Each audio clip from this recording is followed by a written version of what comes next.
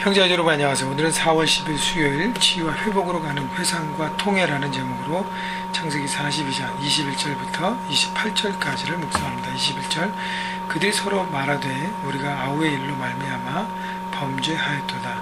그가 우리에게 애걸할 때에 그 마음의 괴로움을 보고도 듣지 아니하였으므로 이 괴로움이 우리에게 임하도다.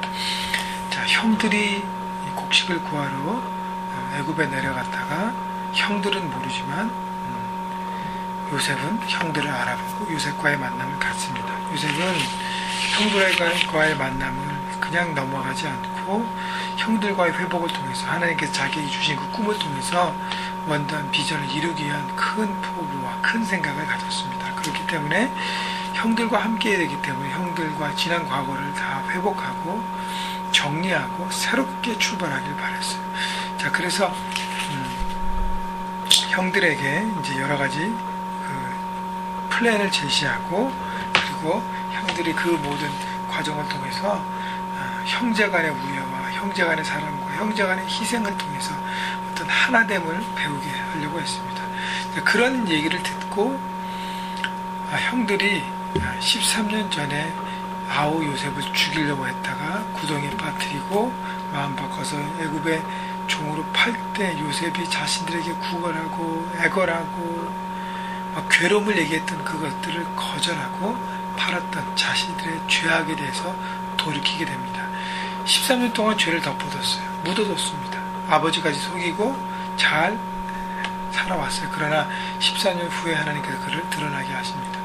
형들이 먼저 14년 전에 그 죄를 돌이키고 자신들이 잘못했음을 깨닫고 마음의 회개를 시작합니다. 회개는 돌이킴에 시작되는 것이에요.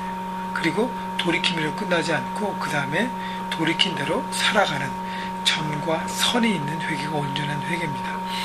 자, 그래서 죄는요 덮어둔다고 해서 묻어둔다고 해서 그냥 못 본 척 그냥 했는다고 해서 그것이 없어지지 않습니다. 반드시 대가를 지불하고요 반드시 해결을 해야 합니다. 또 상대방과 관계 가운데 있던 죄악들은 반드시 드러내서 용서를 구하고 그 다음에 용서를 받고 새로운 관계로 나가야 하는 것입니다.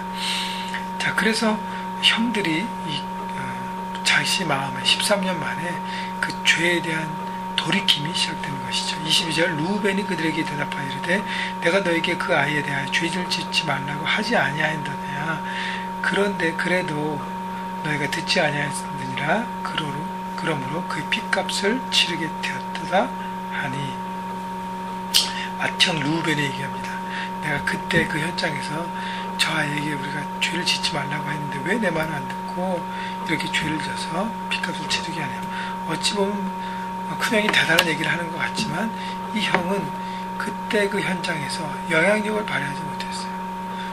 이 루벤은 아버지의 여정과 동침하고 큰 죄악을 졌기 때문에 형제들로부터 크레디트를 잃어버렸습니다. 그렇기 때문에 동생들에 대한 리더십을 상실한 것이다. 만약에 이 루벤이 진짜 맏형이라면 이 모든 형제들에 대한 죄악을 본인이 책임져야 합니다. 그래, 내가 잘못했다. 내가 형으로서 이 동생들을 잘 리더하지 못하고 이것이 내 잘못이고 우리 형제들의 잘못이다 하고 책임을 통감해야 하는 것입니다. 통감해야 했을 것입니다. 그런데 동생들의 잘못에 대한 책임 추궁만 하고 본인은 거기에 쑥 빠지려고 하는 그런 태도. 여러분, 죄는요 본인이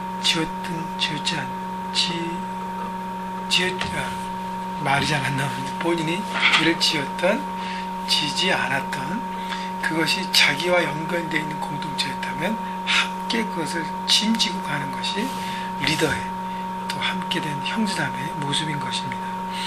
23절 그들 사이에 통역을 세웠으므로 그들은 요셉이 듣는 줄을 알지 못하였더라. 요셉이 그들을 떠나가서 울고 다시 돌아와서 그들과 말하다가 그들 중에 시몬을 끌어내어 그들의 눈앞에서 결박하고. 요셉이 울었다는 것은 형들의 어떤 회개와 돌이킴을 보고 기쁨과 슬픔이 있었을 것이에요. 한편으로는 형들이 이제 올바른 생각을 가지고 이제 돌아오는구나. 슬픈 것은 과거에 자기의 어떤 그 아픔들이 생각나는 것이죠. 물론 다 회복됐지만 한 번 더 이것을 이렇게 속가내는 과정이 있었잖아요. 자, 그렇기 때문에 기쁨과 슬픔이, 그러니까 기쁨의 눈물과 슬픔의 눈물이 교차될 것이고요. 그 다음에 형들이 마음으로 돌이켰지만 온전한 회개는 그렇게 살아야 되기 때문에 그렇게 살 수 있도록 요셉은 자신이 갖고 있던 계획대로 실행합니다. 그래서 둘째 형 시므온을 감옥에 가두고 나머지 형들을 보냅니다. 25절 명하여 곡물을 그 그릇에 채우게 하고 각 사람의 돈은 그의 자루에 도로 넣게 하고 또 길 양식을 그들에게 주게 하니 그대로 행하였더라. 왜 형들이 내놓는 돈을 양식 가운데 넣는지는 잘 모르겠습니다. 형들의 돈을 받지 않고 주겠다는 어떤 마음도 있었을 것이고 또 이것을 통해서 뭔가 형들이 가르치려고 하는 마음과 생각이 있었을 것입니다. 자, 26절 그들이 곡식을 나귀에 싣고 그곳을 떠났더니 17절 한 사람이 여관 안에서 나귀에게 먹이를 주려고 자루를 풀고 본즉 그 돈이 자리 나귀에 있는지라. 자, 돈을 발견합니다. 28절 그가 그 형제에게 말하되 내 돈을 도로 넣었도다. 보라 자루 속에 있도다. 이에 그들이 혼이 나서 떨며 서로 돌아보며 말하되 하나님이 어찌 이런 일을 우리에게 행하셨는가 하고 본인들이 정탐꾼 스파이로 몰렸잖아요. 요셉에게. 자, 그런데 곡식을 사가지고 왔는데 곡식 안에 자기네 돈이 있습니다. 또 모함을 받고 또 억울한 누명을 쓸 수 있는 환경이기 때문에 너무너무 두려웠다는 것이. 근데 하나님을 찾는 것 너무 중요합니다. 하나님 왜 어째 이런 일을 우리에게 주십니까? 뭔가 하나님께서 뭔가를 말씀하시는 것을 그들이 깨닫기 시작하는 것이죠. 자, 그래서 어떤 죄에 대한 회개와 돌이킴을 통해서 이제 점점 하나님과 안에서 회복되고 새롭게 되는 치유와 회복의 과정으로 가고 있습니다.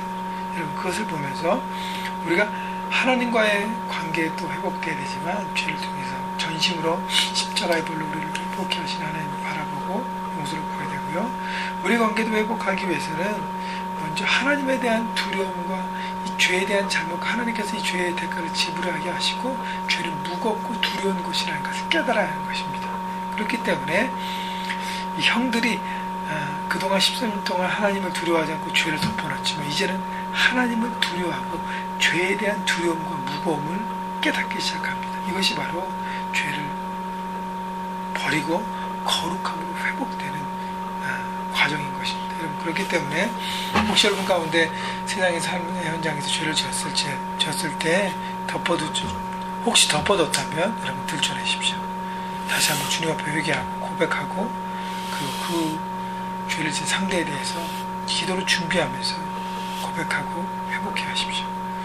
또 그래서 모든 관계를 풀고 거룩함을 통해서 여러분이 온전한 하나님의 사람으로 살기를 바랍니다. 특히 삶 현장에서 얽혀진 관계가 있다면 풀어내어야 그것을 통해서 이루실 하나님 나라를 이루어갈 수 있는 것입니다. 여러분 그렇기 때문에 전심으로 죄에 대한 그 마음을 잘 여러분 민감하게 갖고 늘 하나님을 두려움으로 죄를 떠나서 거룩함을 추구하고 또 관계를 풀어내는 평화의 그런 사람들로 삶 현장에 살아가는 여러분 모두가 되시기를 주님의 이름으로 축복합니다.